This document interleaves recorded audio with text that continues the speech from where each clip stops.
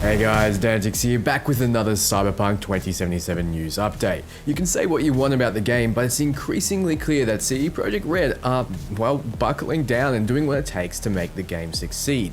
There are multiple patches and fixes scheduled for the year and a DLC coming in early 2021. To top it all off, a dataminer has dug up juicy multiplayer details that have me excited, including 2 modes, some class details and more. So let's check it out.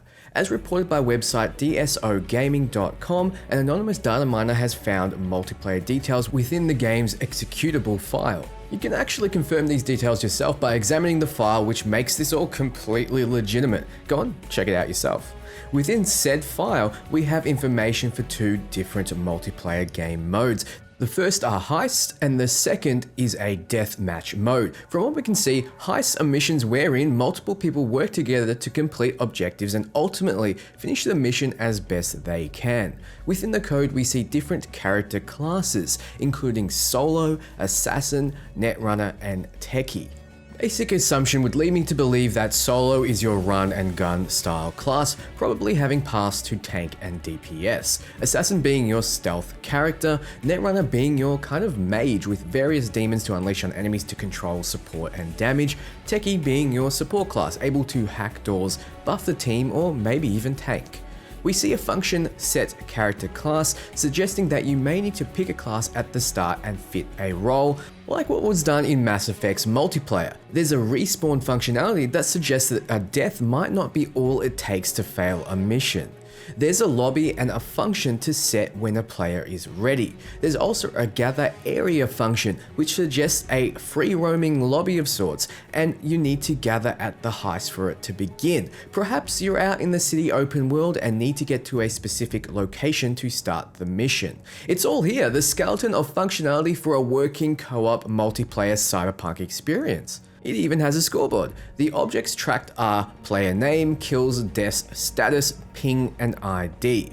I love the idea of a heist-style co-op experience within the universe of Cyberpunk. We got a taste of it at the start of the single-player game with Jackie and T-Bug, but to live out that fantasy with friends will be something else. If CD Projekt Red do it right, it has the potential of extending the lifespan of the game tenfold.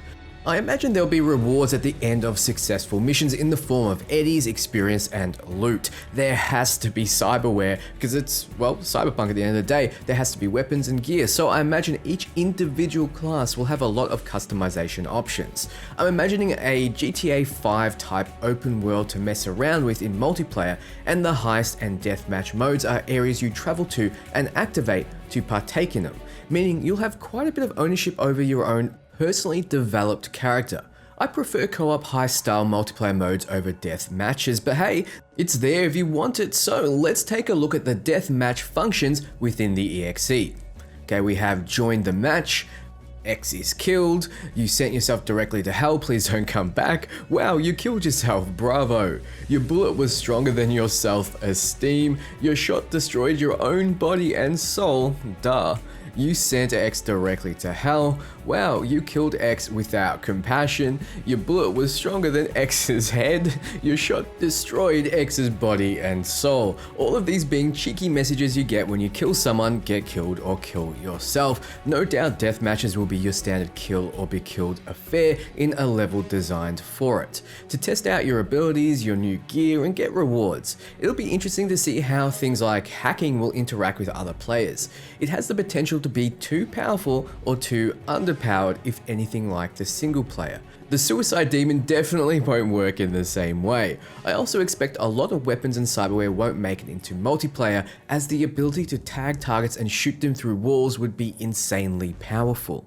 And of course, a lot of bugs would need to be ironed out, as the last thing the game needs is people using exploits to win illegitimately against other players. It's okay when the only one you're cheating is yourself, but when it's others, the stakes are higher. As of right now, we can see in the executable the evidence of player-to-player connections, or P2P. This doesn't mean the game won't have dedicated servers, it only suggests functionality for P2P, as CD Projekt Red wouldn't build in server functionality without knowing the direction of multiplayer. Right now it's P2P with some host authority, meaning that hosts will have the power to set rules. I imagine death matches wouldn't work well competitively if it was P2P only, as we don't want to walk as fast as the slowest among us. Right now I hope P2P is going to be for those who want to set up their own multiplayer sessions with friends and not partake in the greater community, or for heists only, but that remains to be seen. All we know for sure is CD Projekt Red plan to make multiplayer in Cyberpunk, but I imagine that plan is to be pushed out further in favor of providing us a stable as possible game. DLCs are still on their way, and the first is planned for early this year, with a major patch coming in February.